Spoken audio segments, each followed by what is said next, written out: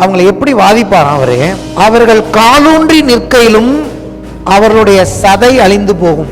நிற்கும் போதே அவன் உடம்புல இருக்கிற சதையெல்லாம் அப்படியே அழுகி போயிடும். அப்படிதான் பைபிளில் சொல்லியிருக்குங்க, நான் சொல்லலை. இந்த மாதிரி யுத்தம் பார்த்துருக்கீங்களா ஹீரோ? இது எல்லா ஹாலிவுட்டோடையும் பயங்கரமான ஹாரர் மூவி. ராஜரிகமான ஒரு ஹீரோ வர்றாரு, பராக்கிரமசாலியா வர்றாரு. ஃபர்ஸ்ட் வந்தப்ப சாந்த குணமுள்ள ராஜாவாக வந்தவர் இப்பொழுது ராஜாதி ராஜனும் கர்த்தாதி கர்த்தருமாக தீமைகளை பூமியிலிருந்து அகற்றிவிட வருகிறார். போன வாரம் என்ன முக்கியமா பார்த்தோம்? சியோனுக்கு ஒரு எதிரி இருக்கிறான் என்று சொல்லி பார்த்தோம். சியோனின் எதிரி அவன். இவன் 3 இடங்களுக்குமே அவன் எதிரியா இருக்கிறான். பரலோகத்தில் இருக்கிற வாசஸ்தலத்துக்கும் எதிரியா இருக்கிறான், எருசலேமுக்கும் அவன் எதிரியா இருக்கிறான், சபையாகிய உங்களுக்கும் எனக்கும் இயேசு கிறிஸ்துவை விசுவாசித்து அவருடைய கற்பனைகளை கைக்கொள்ளுகிறவர்களுக்கும் இவன் விரோதியாக இருக்கிறான் என்று வேதம் நமக்கு போதிக்கிறது. ஹல்லேலூயா. ஓகே, விரோதியை பார்த்துட்டோம், சியோனை பற்றி கொஞ்சம் ஓரளவு நல்லா புரிஞ்சுக்கிட்டோம், மகிமையை பற்றி கொஞ்சம் தான் பார்த்தோம். இந்த வாரமும் அடுத்த வாரமும் அந்த மகிமையோட முக்கியத்துவத்தை பார்க்க போகிறோம். இந்த செய்தியில் நான் எப்படி சொல்கிறேன்னு கேட்டிங்கன்னா, இது ஒரு நல்ல செய்தி, அதே சமயத்தில் தேவனுடைய பிள்ளைகள் சபைக்கு இதை ஒரு எச்சரிப்பின் செய்தின்னு கூட சொல்லலாம். எச்சரிப்புனா நல்ல ஒரு எச்சரிப்பு, பயமுறுத்துக்கிற எச்சரிப்பு இல்லை, நல்ல ஒரு எச்சரிப்பு. என்ன நான் எப்படி இதை ஆரம்பிக்கிறேன்னா, இன்னைக்கு நம்ம இயேசு கிறிஸ்துவின் வருகையை பற்றி கிறிஸ்தவர்களுக்கு, தேவனுடைய பிள்ளைகளுக்கு எல்லாருக்குமே ஒரு விசுவாசம் இருக்குது. ஆண்டவருடைய பிள்ளைங்களுக்கு எல்லாருக்குமே ஒரு சந்தோஷம் இருக்குது, நம்பிக்கை இருக்குது. ஆனால் இவங்க என்ன நினச்சிக்கிறாங்கன்னா, அது ஏதோ ஒரு இனிமேல் அது நடக்க போகிற ஒன்று. இயேசு கிறிஸ்துவின் வருகைங்கிறது ஏதோ இனிமேல் தான் நடக்க போகிற ஒன்று அப்படின்னு இவங்க நினச்சிக்கிறாங்க. உலகத்துக்கு அது சரி, உலகத்தை பொறுத்த வரைக்கும் இனிமேல் தான் அது நடக்க போகிற ஒன்று, இயேசு கிறிஸ்துவின் அரசாட்சி. ஆனால் சபையாகிய உங்களுக்கு எனக்கு என்ன தெரிஞ்சிருக்கும்னு கேட்டிங்கன்னா, அது ஏற்கனவே நடந்து கொண்டிருக்கிற ஒன்று. See, we are going to experience something which is already we are experiencing. ஏற்கனவே எதை நாம் அனுபவித்துக் கொண்டிருக்கிறோமோ அதனுடைய பூரண மகிமையை தான் அனுபவிக்க போகிறோம். Please understand. சபையாகிய தேவனுடைய பிள்ளைகள் எல்லாருக்கும் இதை சொல்கிறேன். இயேசு கிறிஸ்துவின் வருகை உங்களுக்கும் எனக்கும் விகற்பமானதோ வித்தியாசமானதோ ஒன்றுமே இதுவரைக்கும் தெரியாத ஒன்றும் கிடையாது. தேவனுடைய ராஜ்யம் உங்களுக்குள் வந்திருக்கிறதேன்னு இயேசு சொன்னார். முதலாவது தேவனுடைய ராஜ்யத்தையும் நீதியும் தேடுங்கள், அப்பொழுது இவைகளாம் உங்களுக்கு கூட கொடுக்கப்படும் இயேசு சொல்லியிருக்கிறார். ஸோ அந்த ராஜ்யம் ஏற்கனவே நம்ம வாழ்க்கையில் செயல்பட்டு இருக்கு. இயேசு இன்னைக்கு ராஜாவாக நம்முடைய வாழ்க்கையில் ஆட்சி செய்து கொண்டிருக்கிறார். அவருடைய ராஜ்யத்தின் கீழே தான் இருக்கிறோம். அவருடைய ராஜ்யத்தின் ஸ்டாண்டர்டு கீழே தான் நம்ம வாழ்ந்துகிட்டு இருக்கோம். அப்போ வரப்போகிற அந்த ராஜாவுடைய மகிமையை எக்ஸ்பீரியன்ஸ் பண்ணணும்னா இன்னைக்கு நீங்க எக்ஸ்பீரியன்ஸ் எப்படி பண்றீங்க அப்படிங்கிறது ரொம்ப முக்கியம்.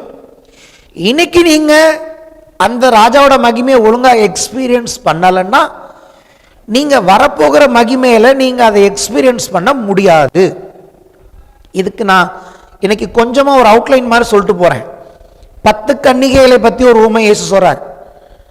5 புத்தி உள்ள கன்னிகைகள், 5 புத்தி இல்லாத கன்னிகைகள். இவங்க 2 பேருக்கும் உள்ள வித்தியாசம் என்னன்னு கேட்டீங்கன்னா, அங்க என்னதான் முக்கியம். 2 பேருமே, இந்த 5 பேரும் அந்த 5 பேர் 10 பேருமே என்ன யாருக்காக தான் காத்திருக்காங்க? மணவாளனுக்காக காத்திருக்காங்க. 10 பேருமே தூங்குனாங்க. இல்லை, வெறும் 5 பேர் தூங்கினாங்க, 5 பேர் முழிச்சிருந்தாங்கன்னு வேதம் சொல்ல. இந்த 10 பேருமே தூங்கினாங்க. மணவாளன் வந்து விட்டார், முழிச்சாச்சு. பிரச்சனை தூங்குனதில்லை, தூக்கம் அங்கே இயற்கை தான். எண்ணெய் இல்லை பாருங்க. அது என்னன்னு கேட்டிங்கன்னா, அந்த எண்ணெய் ஆயத்தம்னு சொல்லுவாங்க. என்ன ஆயத்தம்னா அலட்சியம். ஏற்கனவே பூமியில் இருக்கும் போதே அவருக்கு எப்படி மகிமை செலுத்தணும், ஏற்கனவே இவர்கள் 5 பேர் மகிமை செலுத்தி பழக்கப்பட்டவர்கள். இந்த 5 பேர் இது வரைக்கும் மகிமை செலுத்தலை, அங்கதான் இருக்காங்க, ஆனா மகிமை செலுத்தி பழக்கப்படலை. இப்ப வந்துட்டாரு, வந்த பிறகு மகிமை செலுத்தலான்னு பார்க்குறாங்க. வாழ்கிறது போல வாழ்ந்துட்டு அலட்சியமாகவே கடைசி வரைக்கும் சபையில் இருந்துட்டு பேரளவில் விசுவாசியாக இருந்துட்டு 10 பேரும் கன்னிகை மாதிரி தான் தெரியுறாங்க. 10 பேருமே தூங்கிட்டாங்க. ஆனால் 5 பேரும் 10 பேருமே முழிச்சிட்டாங்க. 5 பேர்கிட்ட இருக்கிற வித்தியாசம் என்னன்னா, ஒரு 5 பேர்கிட்ட எண்ணெய் இல்லை, 5 பேர்கிட்ட எண்ணெய் இருந்துச்சு. கொஞ்சம் கேட்டாங்க, இல்லை எங்களுக்கு பத்தாதுண்டாங்க. அது என்னன்னா ஆயத்தம். என்ன ஆயத்தம்? இவர்கள் எப்போ இந்த ராஜா வந்தாலும், ஒரு உதாரணம் சொல்கிறேன், பொறுமையாக தான் போகிறேன்.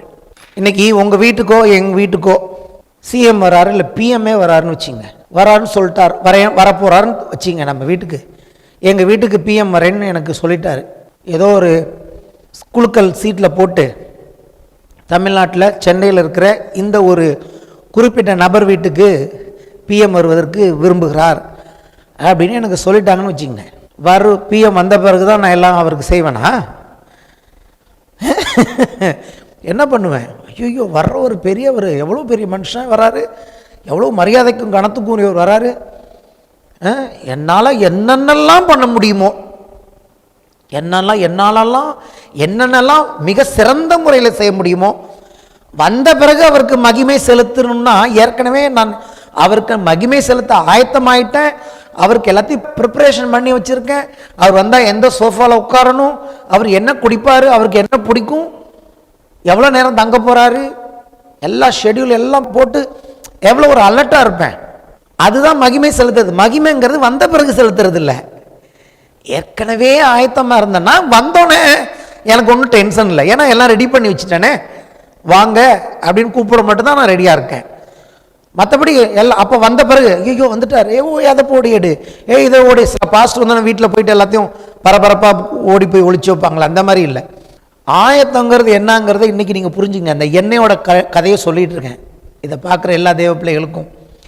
ஏற்கனவே வரப்போகிற ஒருவர் மகிமையுள்ளவராக இருப்பார் என்று சொன்னால், வரப்போகிறவர் உங்களுக்கு எனக்கு ரொம்ப முக்கியமான நபராக இருப்பார் என்று சொன்னால், அவருக்கு வந்த பிறகு மகிமை செலுத்துறதுக்கு போய் எல்லாத்தையும் தடாலடியாக செய்கிறதில்ல. ஏற்கனவே வாழ்க்கையில் எல்லாத்தையும் கொஞ்சம் ரெடி பண்ணி வச்சுருந்தோம்னா வந்தோன்னே ஈஸியாக இருக்கும். அதுதான் என்னை பொறுத்த வரைக்கும் அந்த கதை. ஆயத்தங்கிறது என்னன்னா, தூங்காமல் இருக்கிறது பேர் ஆயத்தம் இல்லை. எல்லாருக்குமே 8 hours ஆண்டவர் தூக்கம் கொடுத்துருக்கிறார். ஒருவேளை நம்ம தூங்கிட்டு இருக்கோம் இரவு வேளையில், நைட்டு 2 மணிக்கு இயேசு வர்றாருன்னா எல்லாம் முழிச்சுட்டு இருப்பீங்களா? எல்லாரும் தான் தூங்கிட்டு இருப்பீங்க. உலகத்தில் உள்ளவங்களும் தூங்குவாங்க, கிறிஸ்தவங்களும் தூங்குவாங்க. எல்லாம் நல்லா டீப்பாக தூங்குற நேரம் 2 மணி 3 மணிக்கு.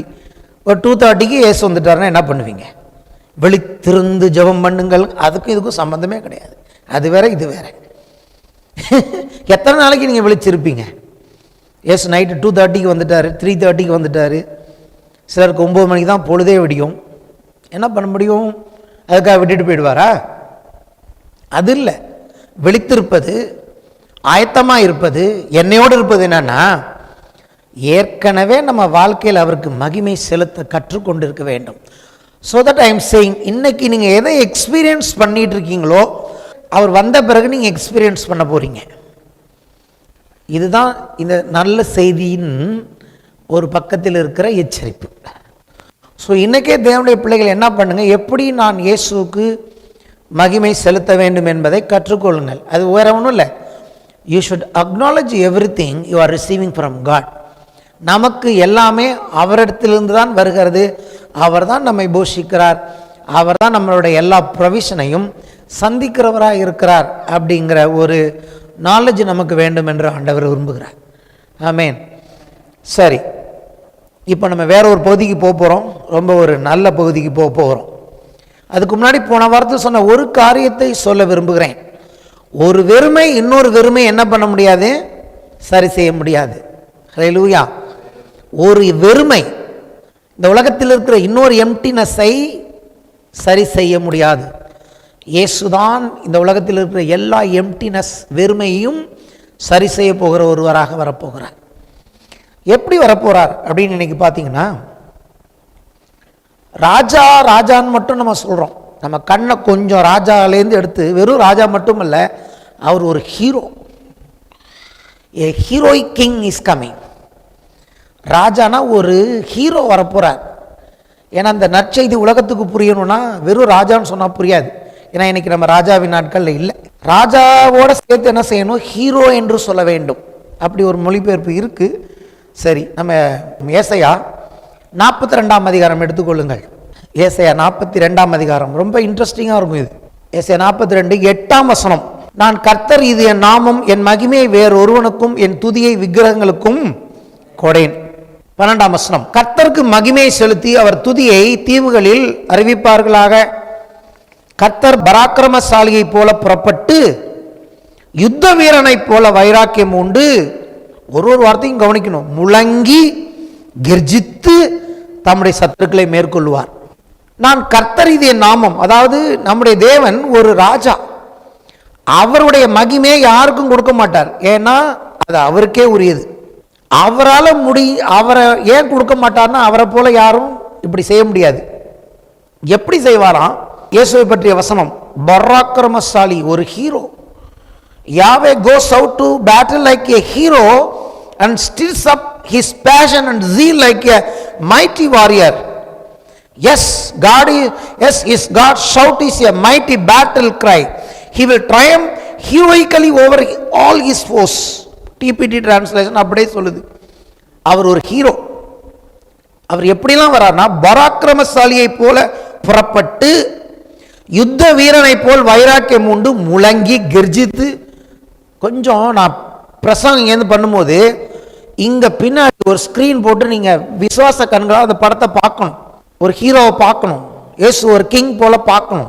அப்படிதான் தம்முடைய சத்துருக்களை அவர் மேற்கொள்வார் என்று சொல்லப்பட்டிருக்கிறது. நான் வெகு காலம் மௌனமாயிருந்தேன், சும்மா இருந்து எனக்குள்ளே அடக்கி கொண்டிருந்தேன். இப்பொழுது பிள்ளை பெறுகிறவளை போல சத்தமிட்டு அவர்களை பாழாக்கி விழுங்குவேன். இயேசு கிறிஸ்துவின் வருகை பற்றி பேசிக் கொண்டிருக்கிறேன். தேவனுடைய பிள்ளைகளை, இயேசு கிறிஸ்துவின் வருகை பற்றி பேசிக் கொண்டிருக்கிறேன். இயேசு உயிர்த்தெழுந்த பிறகு இன்னைக்கு எப்படி இருக்கிறார், அப்படி வரப்போகிறார், அவரை பற்றிய படத்தை உங்களுக்கு நான் காண்பித்துக் கொண்டிருக்கிறேன். நான் மலைகளையும் குன்றுகளையும் பாழாக்கி அவைகளில் உள்ள பூண்டுகளை எல்லாம் வாட பண்ணி ஆறுகளை திட்டுகளாக்கி ஏரிகளை வற்றி போக பண்ணுவேன். ஃபர்ஸ்ட் என்ன சொல்றாரு? கர்த்தர் ஒரு பராக்கிரமசாலியை போல புறப்பட்டு வைராக்கியம் கொண்டு முழங்கி கர்ஜிக்கிறார். சவுண்டு கொடுப்பார். அப்படி ஆன்னு ஒரு சவுண்டு. இந்த ஹீரோ இருந்தால் எப்படி சினிமாலாம் வரும்போது பார்த்தீங்கன்னா, ஹீரோ அந்த எதுவும் இது போல் ராஜரீகமான படங்களை பார்த்தீங்கன்னா தெரியும். அப்படி வரும்போது சவுண்டு கொடுப்பாங்க பாருங்க. நம்ம வெறும் டூப்ளிகேட்டே பார்க்குறோம். நிஜமான சத்தத்தோட ஒருத்தர் வரப்போறார். இங்கே முழக்கங்கள், எக்காலங்கள் முழங்க போகிறது. பயங்கரமான சத்தத்தோடு ரியல் செட்டப்பான ஒரு ராஜா வரப்போகிறார். ஒரு ஹீரோ வராரு. இந்த ஹீரோ இதுக்கு முன்னாடி வசனங்களை வாசித்து பார்த்தீங்கன்னா இருக்கும். இப்போ இல்லை, சகரியால நாங்கள் போல இன்னும். அவர் இந்த ஹீரோ என்ன பண்ண போறாரு? ஒலிவமலையின் மேல் அப்படி நிற்பார். நின்னோன ஒலிவமலை ரெண்டாய் பிளக்கும் என்று எழுதியிருக்கிறது. ஆமேன். இந்த நம்ம சினிமாவில் பார்க்குற ஹீரோலாம் என்னன்னு கேட்டிங்கன்னா, எல்லாமே சொல்கிறேன் நான் என்ன விஷயம்னு. அதாவது ஹீரோ அப்படின்னோன்னா நம்ம என்ன நினச்சிக்கிறோம்? நம்ம சினிமாவில் வர ஹீரோவை பற்றி ஃபஸ்ட்டு முதல்ல சொல்லிடுறேன். நான் பிறந்தப்ப ஹீரோ இன்னும் ஒரு ஹீரோ தான். எனக்கு பேர பிள்ளைங்க பிறக்க போகுது. ஏன்னா அவர் டூப் போட்டு நடிக்கிறாரு. அவர் சண்டை போடும்போது அவருக்கு பதில் யார் சண்டை போடுறாங்க? டூப் சண்டை போடுறாங்க. தலையில் இருக்கிறது விக்கு, ஒரிஜினல் முடி கிடையாது. அப்புறம் இன்னும் என்ன இருக்கு? மேக்கப்பு, விக்கு, டை, டூப்பு, இவ்வளோ வச்சு ஒரு ஹீரோ இன்னைக்கு கடைசி வரைக்கும் நிறைய ஹீரோ, ஒரு ஹீரோ இல்லை நிறைய ஹீரோன்னு சொல்லுவோம். ஒரு ஊர்லன்னு சொல்லக்கூடாது. நிறைய ஹீரோஸ் இருக்காங்க. அவங்களுக்கு நிறைய ஃபேன்ஸும் இருக்காங்க அந்த ஹீரோஸ்க்கு. இந்த நான் பாசிட்டிவாக பேச விரும்புகிறேன். என்ன இவங்களுடைய நம்பிக்கை இந்த ஹீரோவை பார்த்து? பொதுவாகவே மக்களுக்கு தெரியும், இவருக்கு வயசாயிட்டுன்னு தெரியும், இவர் டூப்பு போட்டு தான் சண்டை போடுறாருன்னு தெரியும், இவர் விக்கு வச்சிருக்கிறான்னு தெரியும். ஆனாலும் அவருடைய ரசிகர்களுக்கு அவர் மேலே ஒரு நம்பிக்கை. கொஞ்சம் யோசிச்சு பாருங்க, என்ன இவங்க எதனால இவங்களுக்கு வர பிடிக்குது இந்த ஹீரோ அப்படின்னு பார்த்தீங்கன்னா, ஒரு காரியத்தை நான் கண்டுபிடிச்சிட்டேன். ஏன் ஒரு ஹீரோவை பிடிக்குதுன்னா, மக்களுக்கு பிடிக்குதுன்னா, ஹீரோனாலே கெட்டவனை அழிச்சிடுவார். அவருக்கு சில சூப்பர் காரியங்கள் அவர்கிட்ட இருக்கும். எக்ஸ்ட்ராடினரியாக பண்ணுவார். ஒரே ஆள் தான். எத்தனை மெஷின் கன் வந்தாலும் இவர் எல்லாத்தையும் அடித்து போட்டுருவார். ஒரே ஆள் தான். 50-60 ரவுடிங்க வந்தாலும் இவர் அடித்து போட்டுருவார். அப்படி தான் காட்டுவாங்க. அதை நம்ம பார்த்து பார்த்து நமக்கு அது பிடிக்குது. அதில் உள்ளான இருதயத்தில் என்ன இருக்குன்னு கேட்டிங்கன்னா, ஒவ்வொருத்தவங்களுக்கும் ஒரு ஹீரோன்னா ஒரு வில்லன் ஒருத்தன் இருப்பான். அவனை எப்படியாவது இவர் ஜெயிச்சிருவார், இல்லை கொன்னுடுவார், இல்லை கடைசியில் பழைய படங்கள் மாதிரி போலீஸ்லையாவது ஹேண்ட் ஓவர் பண்ணிடுவார். ஸோ தீயவன் ஒருவனுக்கு முடிவை உண்டாக்குகிறாரே அவர் தான் ஹீரோ. ஹல்லேலூயா. ஸோ இந்த ஹீரோவை எல்லாருக்குமே பிடிக்குது. அவர் டூப்பு போட்டாலும் சரி, அவர் விக்கு வச்சிருந்தாலும் சரி, அவர் பறந்து அடித்தாலும் சரி, அவரை பிடிக்குது. ஏன்னா கடவுள் மனுஷனுக்குள்ள இயற்கையாக வச்சிருக்கிறாரு. இத்தனைக்கும் இந்த உலகம் பயங்கரத்துக்குள்ளே தான் இருக்குது, தீமைக்குள்ளே இருக்குது. இன்னும் தேட்டருக்குள்ளே இருக்கிறவங்களாம் எல்லாரும் நல்லவங்கன்னு சொல்ல முடியாது. தேட்டருக்குள்ளே இருக்கிறவனே பல அக்யூஸ்ட்லாம் இருப்பான். அவன் அக்யூஸ்டாகவே இருந்தாலும் அவனுடைய நோக்கம் என்னன்னு கேட்டிங்கன்னா, ஹீரோனா அவனுடைய ஹீரோ வந்துட்டாருன்னா எப்படியும் வில்லன் அவர் அடித்து கொண்டுடுவார், ஜெயிச்சிருவார். ஹல்லேலூயா. இதுதான் ஒவ்வொரு மனுஷங்களுக்குள்ளும் இயற்கையாக இருக்கிற ஒரு எதிர்பார்ப்பு.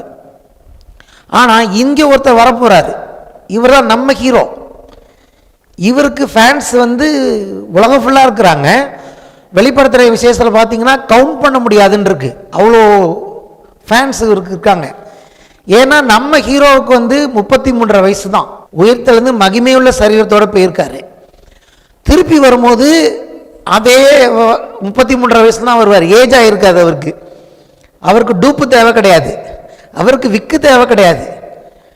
இன்னும் சொல்லப்போனால் அவர் பராக்கிரமசாலி, உண்மையான வல்லமை உள்ளவர்.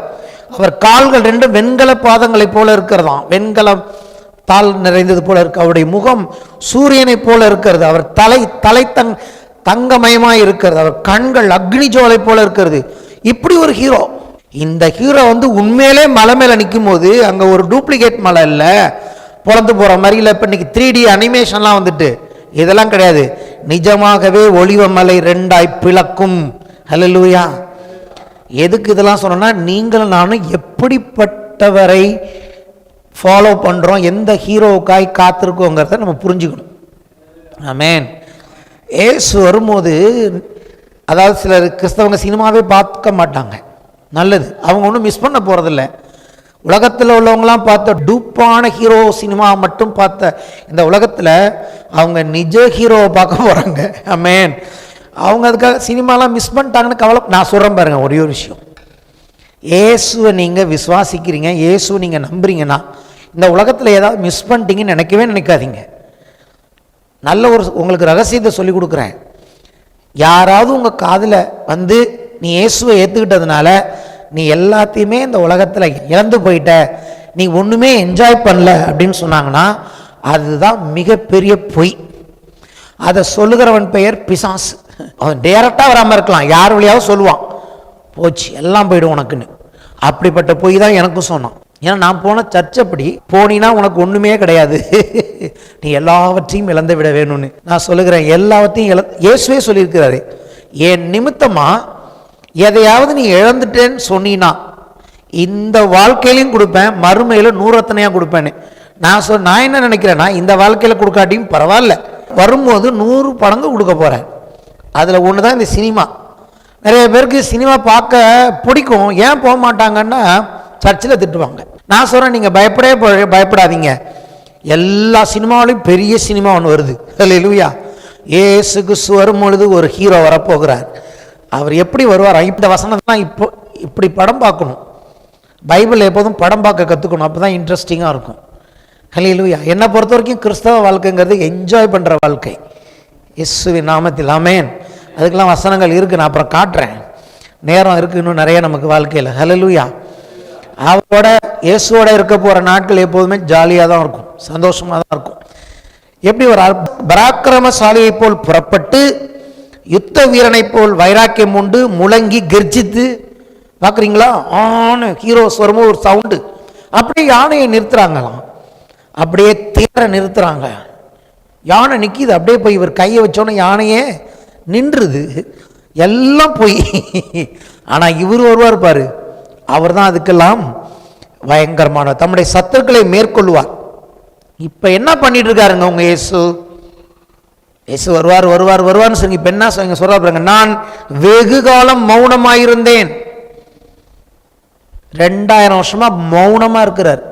அவரே சொல்றார், வெகு காலம் நான் மௌனமாயிருந்தேன், சும்மா இருந்து எனக்குள்ளே அடக்கி கொண்டிருந்தேன். இந்த ஹீரோ வரலன்னு நினைக்கிறீங்க, எல்லாத்தையும் பார்த்துட்டு உலகத்தில் என்னென்ன நடத்து பார்த்துட்டு மௌனமாக இருக்கிறது மட்டுமல்ல, அடக்கிட்டு இருக்கார் எல்லாத்தையும். தன்னுடைய கோபம், தன்னுடைய வைராக்கியம் எல்லாத்தையும் அடக்கி அப்படியே கண்ட்ரோலில் வச்சிருக்கிறார். இப்பொழுது பிள்ளை பெறுகிறவளை போல சத்தமிட்டு அவர் சொல்றாரு, வந்த பிறகு ஒரு சத்தம் கொடுப்பார் பாருங்க. அந்த சத்தம் எப்படி இருக்குமா, அது எதுக்கு ஈக்குவலாக இங்கே எழுதியிருக்குன்னு கேட்டிங்கன்னா, பிள்ளை பெறும்போது என்னென்ன நடக்குமா, பிள்ளை பெறும்போது எப்படி வரும்னு கேட்டிங்கன்னா, I restrain myself and keep silent, now I will groan, pant and gasp அப்படின்னு இருக்கு. அதாவது பிள்ளை பெறுகிறவங்க உண்மையாக, அதாவது சிசேரியன் இல்லாமல் பெறுகிறவங்களுடைய அனுபவம், மூச்சு வேகமாக மூச்சு வாங்கும் இல்லையா, மூச்சு விடுவாங்க, மூச்சு வேகமாக விடுவாங்க. அப்புறம் என்ன பண்ணுவாங்க, சத்தத்தால் வாயை திறந்து சத்தம் போடுவாங்க. வாயை திறந்து சத்தம் மட்டும் இருக்காது, அந்த சத்தத்தில் வலியும் இருக்கும் இல்லையா. அப்புறம் என்ன பண்ணுவாங்க, பிரீத்திங் ஃபாஸ்ட், அப்புறம் க்ரோன், வருத்தம் இருக்கும், மூச்சு வாங்கும், வருத்தத்தோட ஒரு வலியும் வேதனையும் இருக்கும். இப்படிப்பட்ட பிரசவ வேதனைக்கு ஒத்த வலியோடு ஒருவர் வருகிறார். ஹல்லேலூயா. அப்படி என்ன பண்ணுவாராம், இப்பொழுது பிள்ளை பெறுகிறவளை போல சத்தமிட்டு, அப்படி ஒரு சத்தத்தை இயேசு கொடுப்பார். அக்கிரமத்தை பார்த்து சத்தமிட்டு அவர்களை பாழாக்கி விழுங்குவேன். யார? அக்கிரமம் செய்கிறவர்களை. நிறைய பேர் கேட்குறாங்க, ஏன் இன்னும் இப்படி இருக்கு, ஏன் உலகம் அப்படி இருக்குன்னு. ஒருத்தர் வராருன்னா, எனக்கு இந்த வருஷம் நல்ல வார்த்தைகளை கொடுத்துருக்கிறார், கர்த்தருக்கு ஸ்தோத்திரம்.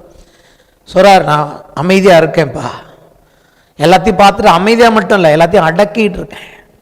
ஒரு நாள் வருகிறது, நான் ஹீரோ போல வருவேன், பிள்ளை பெறுகிறவர் போல மூச்சு சத்தம் கேட்கும், எல்லாரையும் பாழாக்குவேன், மலைகளையும் குன்றுகளையும் பாழாக்கி அவைகளில் உள்ள பூண்டுகளை எல்லாம் வாட பண்ணி ஆறுகளை திட்டுகளாக்கி ஏரிகளை வற்றி போக பண்ணுவேன் அப்படிங்கிறாரு. அப்படின்னா என்ன அர்த்தம், எதையெல்லாம் என்ன தவிர இந்த உலகத்தில் நம்பிக்கையா வச்சிருக்கிறாங்களோ, என்னை அல்லாமல் எந்தெந்த நம்பிக்கை இந்த உலகத்துக்கு இன்னைக்கு நம்பிக்கை கொடுத்திருக்கிறதோ, என்னை அல்லாமல் எந்த வெற்றிடம் இன்றைக்கு இவர்களுடைய நம்பிக்கையா இருக்கிறதோ, அதையெல்லாம் நான் பாழாக்கி விடுவேன். அன்னைக்கு நான் மட்டுமே நம்ப தகுந்தவராக, நம்பிக்கையுடைய ஒரு ஹீரோவாக, இவர்தான் எல்லாம் செய்ய முடியும், இவரால் தான் நமக்கு ரட்சிப்பு உண்டு என்று சொல்லத்தக்க அளவில் நான் நிற்பேன். அப்படிப்பட்டவரை இன்னைக்கே நீங்கள் நானும் ஆண்டவராக கொண்டிருக்கோம். அதான் என் பாயிண்ட். இப்படிப்பட்டவர் ஒருத்தர் நின்னார்னா, இப்படிப்பட்டவர் ஒருத்தர் ஆட்சி பண்ணார்னா, அவர்கிட்ட எவ்வளவு நம்ம பயந்து அன்னைக்கு இருப்போம். இன்னைக்கு அந்த பயம் நம்ம கிட்ட இருக்கா? ஹல்லேலூயா. அப்படிப்பட்ட ஒரு மரியாதை. அதான் சொன்னேன், வருகிறவர் இன்னார் என்று அறிந்திருப்போம் என்று சொன்னால், வந்த பிறகு அவருக்கு கனம் செலுத்துவது வேறு. இன்னைக்கு நீங்களும் நானும் சபையில் அவருக்கு எவ்வளோ கனத்தையும் மகிமையும் கொடுக்குறோம், நம்ம குடும்பங்களில் அவருக்கு எவ்வளோ மகிமையை கொடுக்குறோம். குப்பையெல்லாம் கொண்டு வரக்கூடாது வீட்டுக்குள்ள. ஹல்லேலூயா. குப்பைகளையெல்லாம் வாழ்க்கையிலிருந்து வெளியேற்றி விட வேண்டும். இதெல்லாம் படிக்கும்போது தான் நம்ம ஆண்டவரை பற்றி இன்னும் கொஞ்சம் படித்தாலும் பிரசங்கம் பண்ணும்போது இன்னும் நல்லா இருக்கு. எப்படிப்பட்ட ஒரு ஆண்டவர் நம்ம இடத்தில் வருகிறார் என்று சொல்லி மக்கள் உலகத்துக்கு வரும். ஸோ மக்கள் என்ன எதிர்பார்க்குறாங்க, இந்த உலகத்தில் தீமைகள் இருக்கு. ஸோ இவங்க அதிகமாக பார்க்கறது ஒரு ஹீரோவை தான் பார்க்குறாங்க. அப்போ எந்த அளவுக்கு இவங்களோட நம்பிக்கை போகுதுன்னு கேட்டிங்கன்னா, எலெக்ஷன் வரும்போது, ஒரு அரசாட்சியை அமைக்கணும்னு வரும்போது, இவ்வளோ அவர் செய்கிறதெல்லாமே டைரக்டர் சொன்ன தான் செய்கிறாரு. ஆனாலும் மக்கள் மனதில் இருக்கிற ஒரு நம்பிக்கைன்னா, இப்படி நன்மை செய்கிறவராக நல்லவராக காட்டப்பட்ட இந்த ஹீரோவே ஒரு வேளை நாட்டை ஆள வந்தால் அதை போல் ஒரு நன்மை செஞ்சால் நல்லா இருக்கும் இல்லையா அப்படின்னு எதிர்பார்க்குறாங்க. புரியுதா உங்களுக்கு சைக்காலஜி? ஹீரோனா தீமைக்கு விரோதமாக தான் இருப்பார், அவர் தீமை செய்ய மாட்டார். அட்லீஸ்ட் இவராவது தீமை இல்லாத, ஊழல் இல்லாத, மக்களுக்கு நன்மை பயக்கிற ஒன்று செஞ்சிட மாட்டாராங்கிற ஒரு நம்பிக்கை அவர்களுக்குள்ள வர்றதுனால அவரை அடுத்து என்ன பண்ணுறாங்க, எதிர்பார்க்குறாங்க. இவரை பார்ப்போம், அட்லீஸ்ட் இவராவது எப்படி இருக்காருன்னு. ஆனால் அவங்களுக்குள்ளேயும் என்ன ஒரு நம்பிக்கை இருக்கு, நம்ம மக்களுக்கு கூடிய வரைக்கும் நம்ம நன்மை செய்யணும், தீமையெல்லாம் எடுத்துடணும், ஊழல் லஞ்சம் இல்லாத ஒரு ஆட்சியை கொடுக்கணுங்கிற ஒரு நல்ல எண்ணத்தோடு தான் ஒருவர் வர்றார் உள்ள. ஆனால் இந்த தீமையான உலகத்தில் தனிச்சு அவரால் எல்லாத்தையும் செய்ய முடியுமா? ஓரளவு முடியும். இயேசுவோட இந்த 12ல் ஒன்றே காட்டி கொடுத்துச்சு, யூதாஸ். அப்போ அவர் மட்டும் தனியாக இருந்து பிரயோஜனம் இல்லை. அவரோட இருக்கிறவர்கள் அவரோட சேர்ந்து எல்லாம் கோஆப்ரேட் பண்ணாதான் என்ன பண்ண முடியும்? தீமை அழிக்க முடியும். இந்த அப்படி இருக்கிற உலகத்தில் நான் பாசிட்டிவாக சொல்லிட்டு இருக்கேன். மக்கள் ஏன் அப்படி எதிர்பார்க்கிறார்கள்? ஈவன் நம்ம பொல்லாத உலகத்தில் இருந்தால் கூட, நல்லவர்களாக இல்லாத மக்களாக இருந்தாலும் கூட, அவருடைய நம்பிக்கை என்ன? எல்லாருக்குள்ளேயும் ஒரு நம்பிக்கை இருக்குது. யாராவது ஒரு நேர்மையான நல்ல காரியத்தை இந்த தேசத்துக்கு செய்ய மாட்டாங்களா அப்படிங்கிற எதிர்பார்ப்பு இருக்குது. ஆனால் இந்த பொல்லாத உலகத்தில் இந்த வெற்றிடத்தை இன்னொரு வெற்றிடம் என்ன பண்ணிட முடியாது? சரி செஞ்சிட முடியாது. அப்படியே செஞ்சாலும் நிரந்தரமாக செய்ய முடியாது. ஏன்னா இது தீமையினால் நிறைந்திருக்கிறது. ஆனால் இந்த ராஜா இவர் வரும்போது இவருக்கு கூட்டணியே தேவையில்லை. இவரோட பெரிய நான் இந்த பக்கம் 50 பேர், அந்த பக்கம் 50 பேர் நிற்க வேண்டிய அவசியம் இல்லை. இவருக்கு எந்த ப்ரொடெக்ஷனும் தேவையில்லை. இவர் தனி ஆளா, ஒத்த மனுஷனா, ஒரே ஒரு ஆளா நின்று தீமைகளை அகற்றுவார். வந்தோன்னா முதல்ல அதை செய்வாராம். பொறுமையாக இருக்கிறேன் பாங்கிறாரு. 2000 இயர்ஸாக பொறுமையாக இருக்கிறாருங்க. எதுக்கு பொறுமையாக இருக்காருன்னா, பொறுமையாக மட்டும் இல்லைங்க, அடக்கிட்டு இருக்காருங்க. வந்து செய்வார். ஹல்லேலூயா. ஸோ எங்களோட எதிர்பார்ப்பு, நாங்களும் ஒரு ஹீரோ தான் எதிர்பார்க்குறோம். ராஜரிகமான ஒரு ஹீரோ வராரு, பராக்கிரமசாலியாக வராரு. ஃபர்ஸ்ட் வந்தப்ப தாழ்மை உள்ளவராக சாந்த குணமுள்ள ராஜாவாக வந்தவர் இப்பொழுது ராஜாதி ராஜனும் கர்த்தாதி கர்த்தருமாக தீமைகளை பூமியிலிருந்து அகற்றிவிட வருகிறார். அப்ப இன்னைக்கே நம்ம அவருக்கு கனத்தையும் மகிமையும் நம்ம வாழ்க்கையில செலுத்த இன்னைக்கு கத்துக்கணும். அல்லேலூயா. இதுதான் ஒரு ஹீரோவை பற்றிய எக்ஸ்பெக்டேஷன்ஸ். இந்த உலகத்துல நம்ம நல்லதை மட்டும் எடுத்துப்போமே. இந்த பிரசங்கத்தை ரெடி பண்ணிட்டு நைட்டு படுத்துட்டு யோசித்தேன், ஹீரோ பற்றி கொஞ்சம் யோசிச்சு பார்ப்போன்னு. அப்போ தான் நானே புரிஞ்சுக்கிட்டேன், ஓ ஹீரோனாலே நமக்கு யாரை பிடிக்குது? ஒருத்தவங்க ஒரு ஹீரோவை பிடிக்குதுனால என்ன அர்த்தம்? அந்த ஹீரோவை பொறுத்த வரைக்கும் நல்ல குணங்களை பார்க்குறோம், எல்லாருக்கிட்டையுமே ஒரு நல்ல எக்ஸ்பெக்டேஷன்ஸ் இருக்குது. சரி, இன்னொரு பகுதி, முக்கியமான பகுதி, சகரியா 14ஆம் அதிகாரம் 9 முதல் 21 வசனங்கள். நீண்ட பகுதி, நான் வாசிக்கிறேன். ஒவ்வொரு வசனமும் முக்கியம். அப்பொழுது கர்த்தர் பூமியின் மீதெங்கும் ராஜாவாயிருப்பார். அந்நாளில் ஒரே கர்த்தர் இருப்பார், அவருடைய நாமமும் ஒன்றாயிருக்கும். தேசம் எல்லாம் கேபா தொடங்கி எருசலேமுக்கு தெற்கே இருக்கிற ரிம்மோன் வரைக்கும் சமபூமியாக திருத்தப்படும். எருசலேமோ உயர்ந்ததாகி தன் ஸ்தானத்திலே பென்யமின் வாசல் தொடங்கி முதல் வாசல் என்கிற ஸ்தலம் மட்டும் கோடி வாசல் வரைக்கும் அனனையால் கோபுரம் துவக்கி ராஜாவின் திராட்சை ஆலைகள் மட்டும் குடியேற்றப்பட்டிருக்கும். அதில் ஜனங்கள் வாசம் பண்ணுவார்கள். இனி சங்கரிப்பில்லாமல் எருசலேம் சுகமாய் தங்கியிருக்கும். எருசலேமுக்கு விரோதமாய் யுத்தம் பண்ணின எல்லா ஜனங்களையும் கர்த்தர் வாதிக்கும் வாதையாவது. இங்கே நான் இந்த இடத்துல கொஞ்சம் நிறுத்தி உங்களுக்கு சொல்ல விரும்புகிறேன். அந்த பகுதியை இங்கே ஜாயின் பண்ண போகிறோம். இயேசு இப்போ யுத்தம் பண்ணுவார் இல்லையா? யுத்தம் பண்ணும்போது அந்த யுத்தம் எப்படி இருக்குங்கிறதோட காரியம் இங்கே சொல்லப்பட்டிருக்காரு. கர்த்தர் மட்டும்தான் பூமியின் மீது எங்கும் ராஜாவாக இருப்பார். அப்படின்னா என்ன அர்த்தம்? ஒரே ஒரு ராஜா தான் இருப்பார் பூமியில். ஹல்லேலூயா. அப்படி இருக்கும்போது தன் ஜனங்களுக்கு விரோதமாய் வந்த யுத்தம் பண்ணின எல்லா தேசமும் எருசலேமுக்கு விரோதமாக ஒரு நாள் யுத்தம் செய்வார்கள். அவங்களை எப்படி வாதிப்பாராம் அவரே? அவர்கள் காலூன்றி நிற்கையிலும் அவர்களுடைய சதை அழிந்து போகும். நிற்கும் போதே அவன் உடம்புல இருக்கிற சதையெல்லாம் அப்படியே அழுகி போயிடும். அப்படிதான் பைபிளில் சொல்லியிருக்குங்க, நான் சொல்லலை. அந்நாளில கர்த்தரால் பெரிய கலக்கம் அவர்களுக்குள் உண்டாகும். அவர்கள் கண்கள் தங்கள் குழிகளிலே கெட்டு போகும். பார்த்துக்கிட்டு இருக்கப்பே அவன் கண்ணு அப்படியே கண்ணே இருக்காது. ரெண்டு கண்ணு இல்லாத ஒரு உருவம் எப்படி இருக்குன்னு பாருங்க. இதெல்லாம் தான் இன்னைக்கு சினிமாலெல்லாம் காமிக்கிறாங்கல்ல, நிஜத்தில் பார்ப்பீங்க. அப்படியே கூட்டம் கூட்டமாக சண்டை போட வருவான்.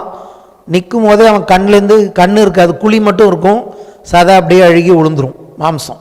இந்த மாதிரி யுத்தம் பார்த்துருக்கீங்களா ஹீரோ? ஐ ஆம் ப்ரீச்சிங் ஃப்ரம் பைபிள். ஹல்லேலூயா. இது எல்லா ஹாலிவுட்டோடையும் பயங்கரமான ஹாரர் மூவி. ஹல்லேலூயா. பின்னாடி ஸ்கிரீன் தெரியுதா? ஹாரர் மூவி பார்க்குறீங்களா? அந்நாளிலே கர்த்தரால் பெரிய கலக்கம் அவர்களுக்கு உண்டாகும். அவனவன் தன் அயலாளியின் கைகளை பிடிப்பான்.